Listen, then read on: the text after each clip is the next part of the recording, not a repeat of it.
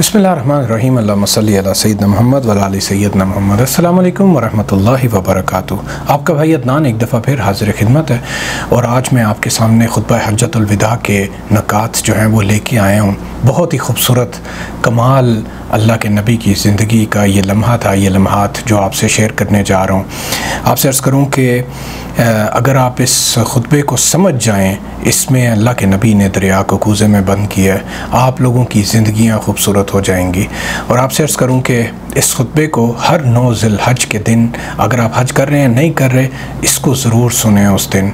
और किस तरह सुने? अपनी आंखें बंद कर लें, सारे बैठे फैमिली वाले इकट्ठे अपने घर वालों के साथ, और अपनी आंखें बंद करके तसव्वुर में उस वक्त में चले जाएं कि आपके तसव्वुर में ये हो कि रसूलुल्लाह सल्लल्लाहु अलैहि वसल्लम जबल रहमत पे खड़े ये खुतबा इरशाद फरमा रहे हैं और हम सब खड़े उनको सुन रहे हैं। उस कैफियत को हासिल करने की कोशिश करें, अल्लाह तौफीक दें। उस दिन अल्लाह के नबी सल्लल्लाहु अलैहि वसल्लम ने अल्लाह की हम्द व सना के बाद क्या इरशाद फरमाया? फरमाते हैं, लोगों मेरी बातें सुनो, शायद अगले साल मुझे और तुम्हें ऐसी महफ़िल में इकट्ठे होने का मौका न मिले। आपको बताऊं, जब अल्लाह के नबी ने ये कहा होगा, किस कदर गमज़दा होंगे मोहब्बत वाले जिनको ये आइडिया हो गया होगा कि शायद अब ये रुखसत होने वाले हैं, ये हम में नहीं रहेंगे, हम दोबारा इनसे नहीं मिल सकेंगे।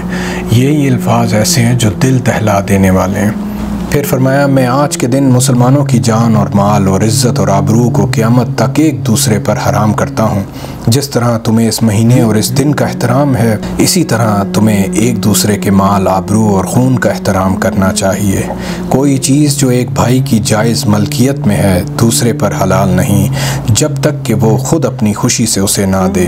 फिर अल्लाह के नबी सल्लल्लाहु अलैहि वसल्लम ने क़यामत के दिन एहतिसाब के बारे में क्या फ़रमाया? देखिए, फ़रमाया, याद रखो एक दिन हम सबको मरकर खुदाए ताला के हुज़ूर हाज़िर होना है, जहाँ हर एक से उसके अमाल के बारे में पूछा जाएगा। सुभान अल्लाह। जिस बंदे को हर वक्त दिमाग में, दिल में ये है कि एक दिन अल्लाह के सामने चले जाना है, हर चीज़ पेश होगी, वो कैसे गलत अमाल करेगा, किसी का हक खाएगा, बुरा करेगा? वो कभी नहीं कर सकता। फिर अल्लाह के नबी सल्लल्लाहु अलैहि वसल्लम ने फरमाया, लोगों याद रखो ज़माना जाहिलियत की हर रस्म मेरे कदमों के नीचे है, मैं उसे ख़त्म करता हूँ। ज़माना जाहिलियत के कत्ल व खून के झगड़े आज तक ख़त्म कर दिए जाते हैं। इस सिलसिले में सबसे पहले मैं ख़ुद रबिया बिन हारिस बिन अब्दुल मुत्तलिब के खून से दस्तबरदार होता हूँ। सुभान अल्लाह।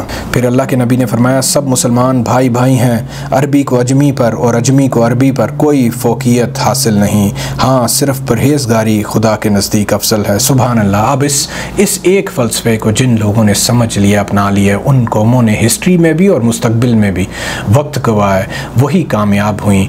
उनको वो ज़िंदगी में, वो दुनिया में सुपर पावर्स के तौर पे उभरी। और जिन लोगों ने, अनफॉर्चुनेट स्पेशली मुसलमानों ने, इस एक फ़लसफ़े को नहीं समझा, इस पे अमल नहीं किया, उनको स्ट्रगल करते देखा। फिर अल्लाह के नबी फरमाते हैं, ग़ुलामों और औरतों के तुम पर हकूक़ हैं। सुभान अल्लाह। इन हकूक़ का ख़ास ख्याल रखो, औरतों के साथ नरमी इख्तियार करो और मेहरबानी से पेश आओ। ग़ुलामों को वही खिलाओ जो ख़ुद खाते हो और उन्हें वही लिबास पहनाओ जो ख़ुद पहनते हो। अब आप अपना एहतिसाब कर लें, हम अपने जो घर में खादिम हैं, नौकर चाकर होते हैं, जो काम करते हैं, उनके साथ कैसा बिहेव करते हैं। फिर आप सल्लल्लाहु अलैहि वसल्लम ने फरमाया, हर शख्स अपने किए का ख़ुद ज़िम्मेदार है, बेटा बाप का और बाप बेटे के जुर्म का हरगिज़ ज़िम्मेदार नहीं। फिर फरमाया रसूलुल्लाह सल्लल्लाहु अलैहि वसल्लम ने, अगर कोई हबशी कान कटा ग़ुलाम भी तुम्हारा अमीर हो और तुमको खुदा की किताब के मुताबिक ले चले तो उसकी इताअत और फरमा बरदारी करो। सुभान अल्लाह। फिर फरमाया अल्लाह के नबी ने, लोगों न मेरे बाद कोई नबी आएगा ना नई उम्मत पैदा होगी। खूब सुन लो, अपने रब की इबादत करो, 5 वक्त नमाज़ पढ़ो, रमज़ान के रोज़े रखो, माल की ज़कात खुशी से अदा करो, खाना काबा का हज करो और अपने हाकिमों के फरमा बरदार रहो। इसकी जज़ा ये है कि अपने परवरदिगार की जन्नत में दाखिल हो जाओगे। सुभान अल्लाह। और फिर फरमाया, और मैं तुम में 2 चीज़ें छोड़े जा रहा हूँ, अगर तुम इन्हें मजबूती से पकड़ लोगे तो कभी गुमराह न हो सकोगे, और वो हैं किताब अल्लाह और उसके नबी की सुन्नत। सुभान अल्लाह। फिर आप सल्लल्लाहु अलैहि वसल्लम ने फरमाया, जो लोग यहाँ मौजूद हैं वो ये बातें गैर हाज़िर लोगों तक पहुँचा दें। मुमकिन है बाज़ सामीन के मुकाबले में बाज़ गैर हाज़िर लोग इन बातों को ज़्यादा अच्छी तरह याद रखें और इनकी हिफाजत करें। सुभान अल्लाह। फिर अल्लाह के नबी सल्लल्लाहु अलैहि वसल्लम ने इस खुतबे में 4 काबिल एहतराम महीनों का भी ज़िक्र फरमाया, यानी ज़ुल्क़ादा, ज़ुल्हज्जा, मुहर्रम और रजब।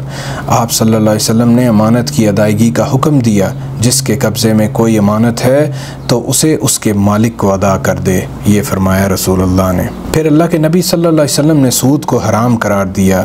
फरमाया, दौरे जहालत का सूद कल अदम कर दिया गया है, अलबत्ता तुम्हारे लिए असल पर हक होगा। सुभान अल्लाह। फरमाया, न तुम किसी पर जुल्म करो और न तुम पर जुल्म किया जाएगा।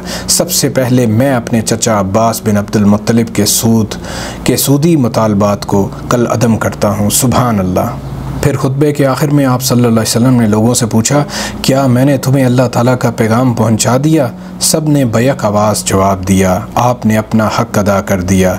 इस पर आप सल्लल्लाहु अलैहि वसल्लम ने अपनी उंगली आसमान की तरफ उठाई और 3 बार कहा, ए खुदा तू गवाह रहना, ए खुदा तू गवाह रहना, ए खुदा तू गवाह रहना।